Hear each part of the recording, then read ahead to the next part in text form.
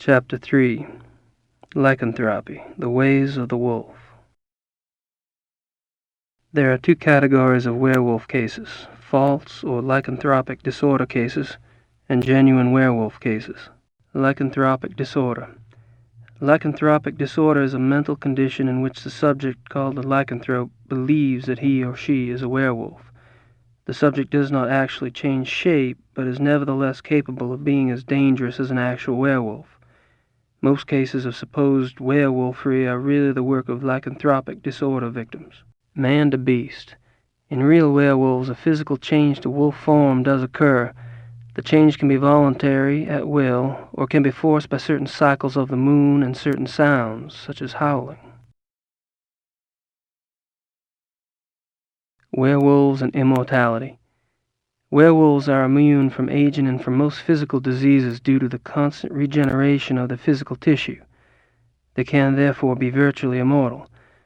However, they can be killed by any wound that destroys the heart or the brain, or any other form of death that causes brain or heart damage, such as hanging or other oxygen deprivation methods. The mind of a werewolf. Though primarily a true wolf while in wolf form, there is some proof that the werewolf retains enough knowledge to assist his killing. Recognition of victims, evasion of traps, and human cunning have all been seen on werewolf cases. Becoming a werewolf. There are several ways to become a werewolf. They include being given the power of shape-shifting through sorcery, being cursed by someone whom you have wronged in some way, called the Lyconia curse, being bitten by a werewolf, and being born to a werewolf. In each case, the blood of the subject becomes tainted or cursed. Damnation. A person who becomes a werewolf against his will, birth, curse, or bite, is not completely damned until he tastes of human blood. Once he does, his soul is eternally damned and nothing may redeem him. Even without tasting of human blood, however, as long as the taint lays upon the immortal soul, it cannot enter into heaven, and will remain chained to the mortal plane upon death. Werewolf packs. Like real wolves, werewolves can live alone for many years, yet the instinct for a pack often leads them away from their secretive lifestyles into revealing their nature to a priest or close associate, or converting another to werewolfery for companionship. This is when the otherwise cagey werewolf opens himself to detection. Werewolf packs cause immense destruction. A pack consists of one werewolf who became a werewolf through sorcery, birth, or curse. In other words, his is the original tainted blood. This werewolf is called the alpha werewolf. The remaining werewolves in the pack are called beta werewolves because they became werewolves through the bite of the alpha and carry the alpha's tainted blood. Alpha and beta werewolves. The relationship between alpha and beta werewolves is a complex one. Once a subject is bitten by a werewolf, his or her life and death are doomed to the werewolf curse. The victim does, however, have some hope. As long as they themselves do not taste of human blood, the curse is reversible. If the alpha werewolf is killed through some action of the beta's curse is broken.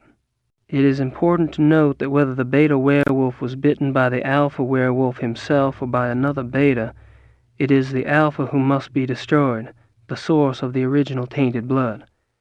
It is also an interesting note that since betas and alphas share the same common blood, an alpha cannot physically harm a beta of his own bloodline by his own hand without inflicting the same injury upon himself. However, if a beta is harmed or killed by another, it does not affect the alpha. Symptoms of werewolfery. When hunting for a werewolf, it is important to remember that your biggest clues will come through your suspects' personalities. Becoming a werewolf is not transparent, no matter how the victim tries to hide it. The tainted subhuman blood greatly alters the subject's own mind and personality, even physical appearance. Therefore, look for symptoms in your human suspects that include increasing violence, increasing aggression, unprovoked rages, insomnia, restlessness, and other bizarre behavior. Unfortunately, over time, these symptoms can be brought under control, so do not rely upon them exclusively. A good example of this comes from a case reported by the ancient priesthood society Manos del Sol of Brazil. A rash of werewolf killings there was tracked to a high-ranking officer in the army. The society became aware of the man mainly through rumors of his violent behavior and changed personality. The case was successfully resolved with the man's capture.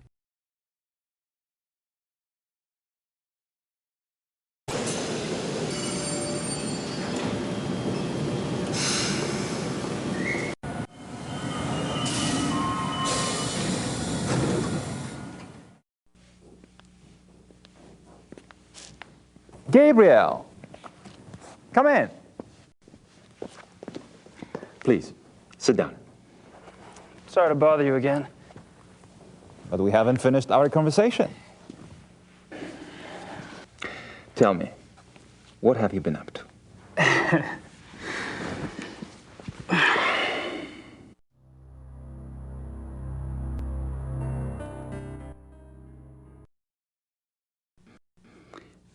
There's something about the club I don't quite understand. Yes? I get the feeling you're not your average, ordinary hunting club. No? Well, that room in the basement, for instance. I gather you've been exploring. Well, the door was open. It doesn't matter. You are right. Yes. Die Königlich Bayerische Hofjagdloge is more than just a hunting club. We share certain philosophical beliefs as well.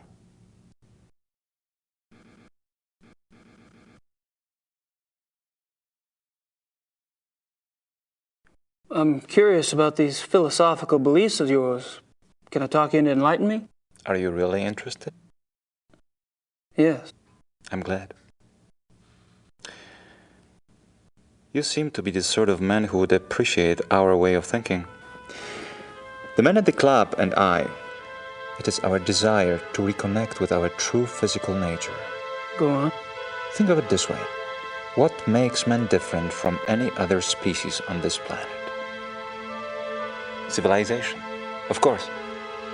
Oh, it's not a bad thing, human society. But it has come at a terrible price.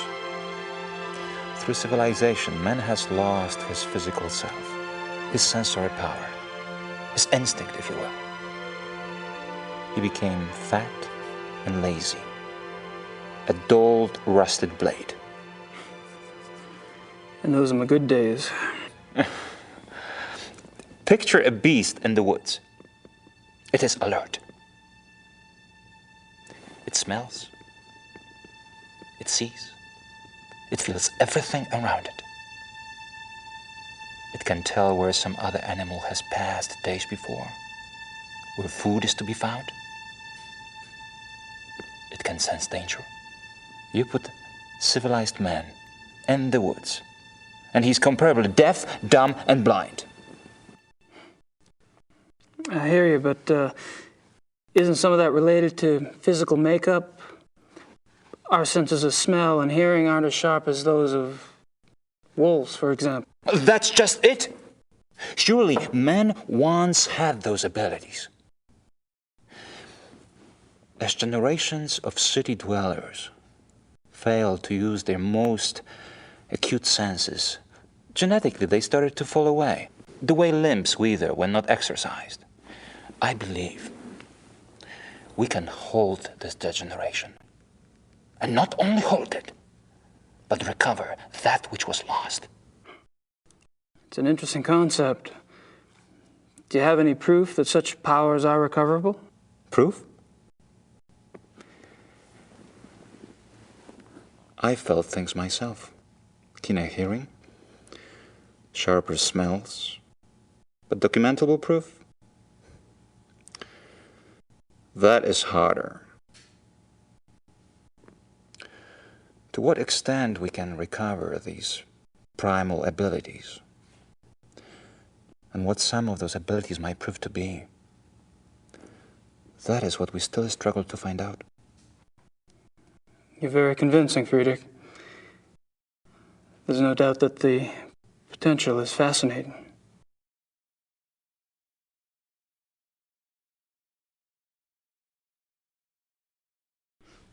How does one go about trying to get back in touch with one's physical self? Does it have something to do with hunting? You are right. That's part of it, yes. Man is, or was, a predator. But unfortunately, he was too smart for his own good. He figured out how to raise his prey in pens. Hunting helps us get back in touch with our predator soul. Do you? Get back in touch with your predator soul? Some of us have been more successful at tapping into that than others.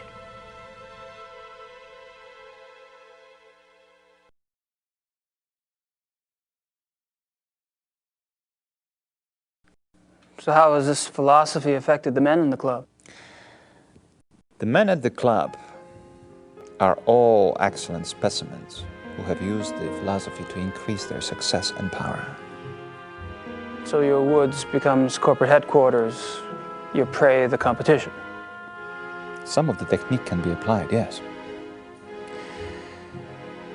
When the senses are primed, one can pick up all sort of feedback that is normally lost in the haze.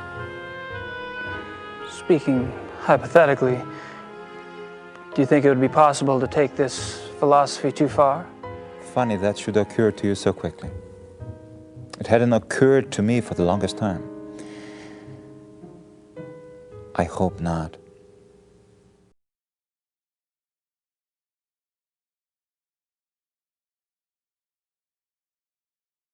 I'm not sure what else to say.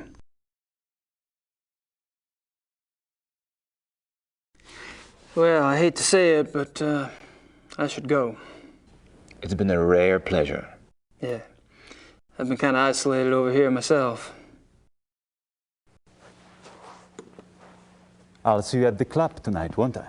Oh, right. And perhaps you'd like to come over for a drink after that?